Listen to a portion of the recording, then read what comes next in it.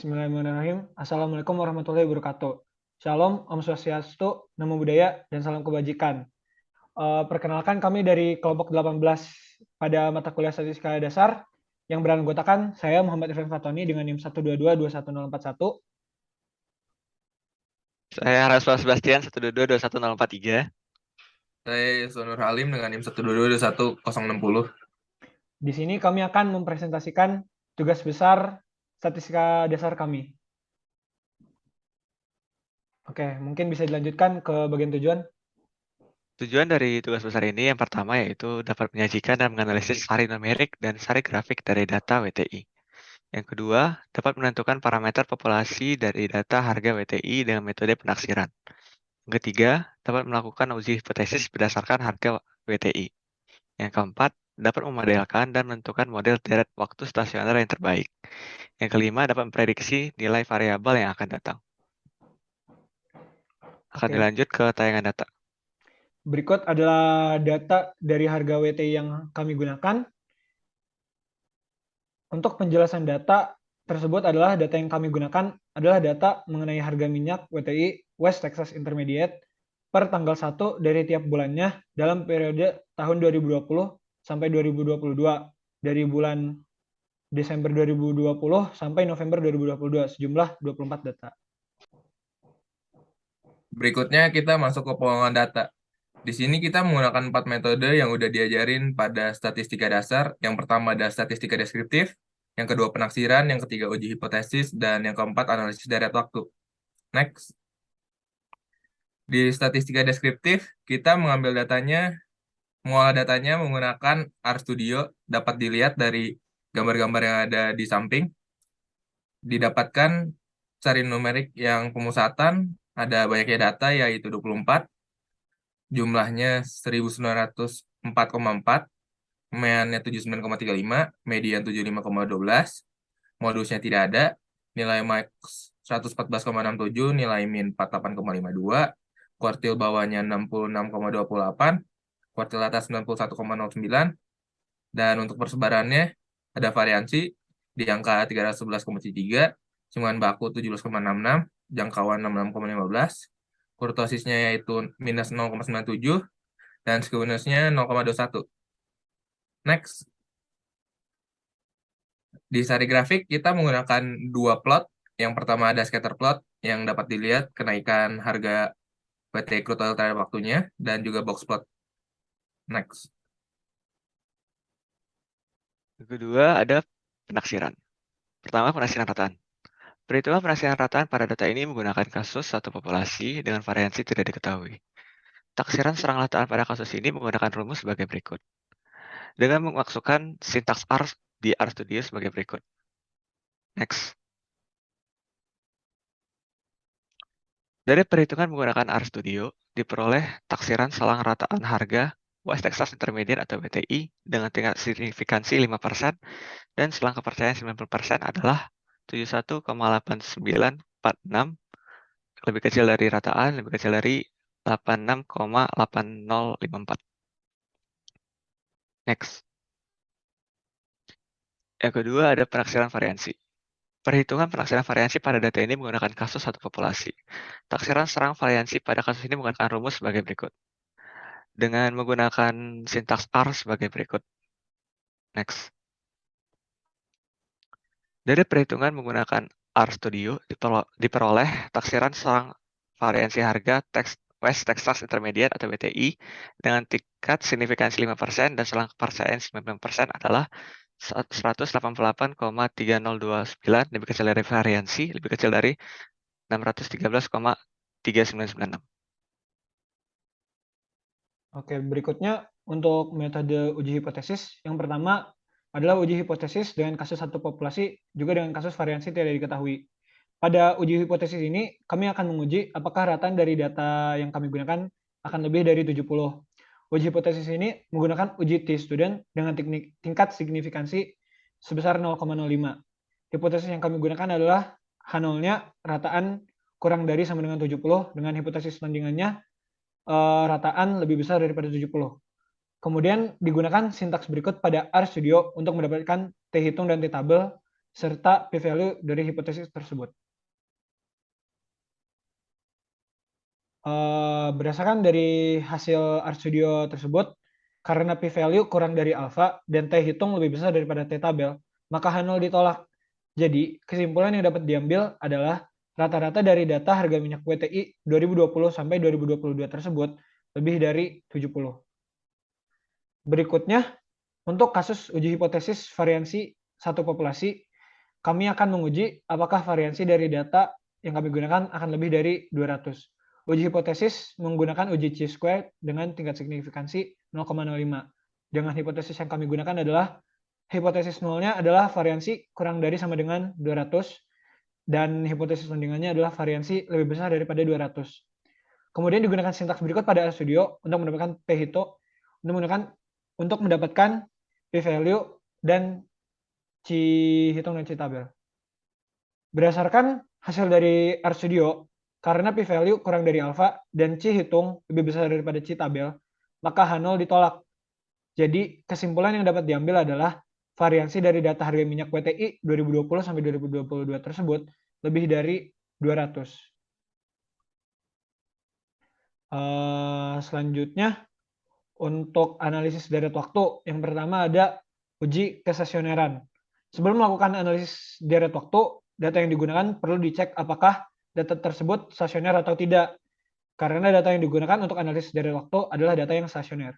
Dalam hal ini, uji kestasioneran dilakukan dengan uji akar unit atau ADF. Hipotesis yang digunakan adalah hipotesis nolnya data tidak stasioner dan hipotesis tandingannya data stasioner.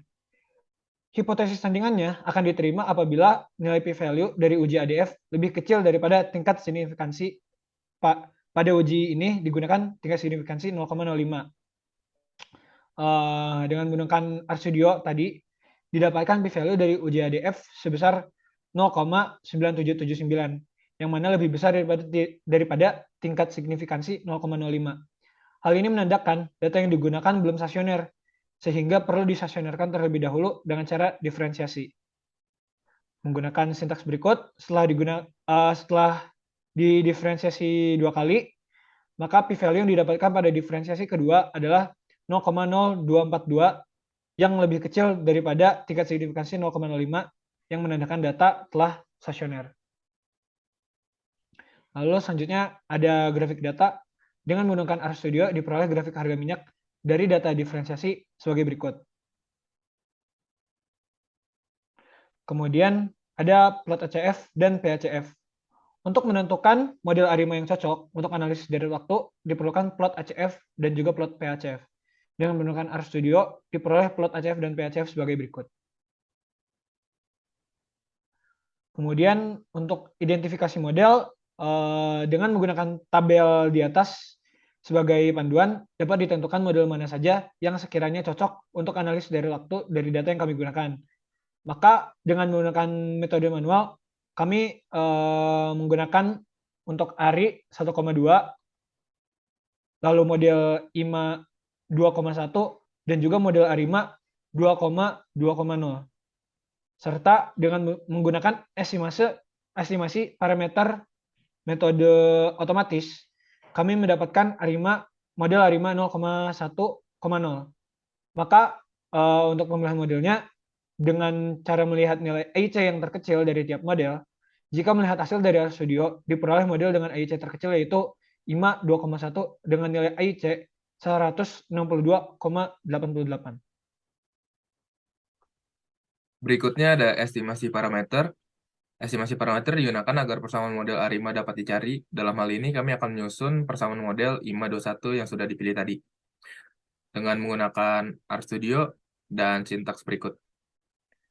Berdasarkan hasil dari RStudio, didapat persamaan untuk model IMA 21 sebagai berikut. Dapat dilihat di layar berikutnya. Uji diagnostik model deret waktu dikatakan cocok apabila yang pertama rata 0 dan variansi residual konstan. Plot residual tersebar di sekitar 0 tanpa tren. Yang kedua, residual berdistribusi normal. Histogram residual dekat dengan garis merah distribusi normal. Dan yang ketiga, residual saling bebas. Nilai korelasi residual pada setiap leg berada dalam batas signifikansi. Dengan menggunakan sintaks di bawah, dapat memunculkan grafik-grafik yang ada. Berikutnya. Dalam uji residu kita menggunakan Young Box Test yang dimana H0-nya itu model cocok dengan data dan hipotesis tandingannya yaitu model kurang cocok dengan data dengan menggunakan rumus tersebut. Yang dimana N banyaknya observasi, K banyaknya lag, D kuadrat yaitu residu dari lag ke I, H0 ditolak jika p-value lebih kecil dari alpha. Dalam uji ini kita menggunakan tingkat signifikansi 0,05. Next. Kesimpulan yang dapat diambil dari uji diagnostik yaitu yang pertama, p-value lebih besar dari alpha sehingga H0 tidak ditolak, artinya model cocok dengan data. Yang kedua, rata 0 dan variansi residual konstan dapat dilihat pada plot residual yang tersebar di sekitar 0 tanpa tren. Yang ketiga, residual berdistribusi normal dapat dilihat dari histogram residual yang dekat dengan garis merah berdistribusi normal. Yang keempat, nilai korelasi residual pada setiap lag berada dalam batas signifikansi, artinya residual saling bebas. Dapat dilihat dari grafik ACF yang menunjukkan nilai korelasi residual pada setiap lag berada dalam batas signifikansi. Next. Untuk prediksi merupakan tujuan utama dari analisis dari waktu. Prediksi didasarkan pada model terbaik yang telah diperoleh sebelumnya, prediksi didasarkan pada model IMA21, dan akan dilakukan prediksi pada hal waktu yang akan datang. Maka, dengan H merupakan lag waktu untuk prediksi di waktu yang akan datang, kami akan melakukan prediksi untuk 1 tahun yang akan datang dengan menggunakan rumus di atas. Untuk dalam penggunaan RStudio-nya menggunakan sintaks di bawah dan dapat dilihat hasil-hasilnya di situ. Next. Untuk menampilkannya dalam grafik dapat dilihat di sini penggunaan sintaks R-nya dan grafiknya terlihat bahwa prediksi grafik harga minyaknya itu menurun untuk 1 tahun ke depan.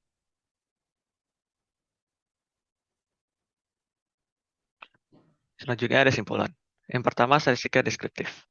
Dari sari numerik dan sari grafik diperoleh analisis karakteristik data harga WTI. Yang pertama, diperoleh nilai maksimum sebesar 114,67 USD per barrel yaitu pada tanggal 1 Mei 2022 dan nilai minimum sebesar 48,52 USD per barrel pada tanggal 1 Desember 2020. Yang kedua, rata-rata dari data harga WTI adalah sebesar 79,35 USD per barrel. Yang ketiga, skewness ini diperoleh sebesar 0,21, maka data-data menceng ke kanan dengan skewness lebih besar dari 0. Yang membuktikan mean sebesar 79,35 lebih besar dari median sebesar 75,12. Yang keempat, ada kurtosis yang diperoleh bernilai negatif sebesar min 0,9, yang artinya data bersifat tumpul. Yang kelima, berdasarkan penyajian sari numerik box plot, maka tidak ada pencilan pada harga WTI. Yang kedua, penaksiran rataan. Selang rataan pada harga West Texas Intermediate atau WTI dengan tingkat signifikansi 5% dan selang kepercayaan 90% adalah 71,8946 lebih kecil dari rataan, lebih kecil dari 86,8054. Penaksiran variansi. Selang variansi harga West Texas Intermediate atau WTI dengan tingkat signifikansi 5% dan selang kepercayaan 95% adalah 188,3029 lebih kecil dari variansi, lebih kecil dari 613,3996.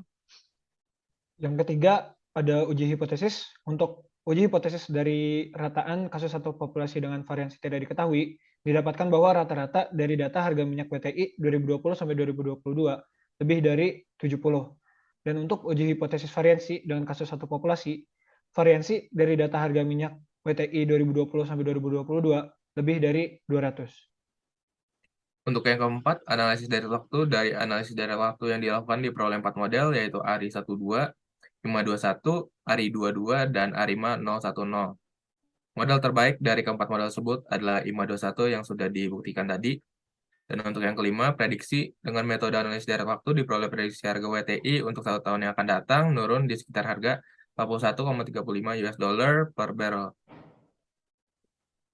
Berikut adalah referensi yang kami gunakan dalam menyusun laporan tugas besar kami.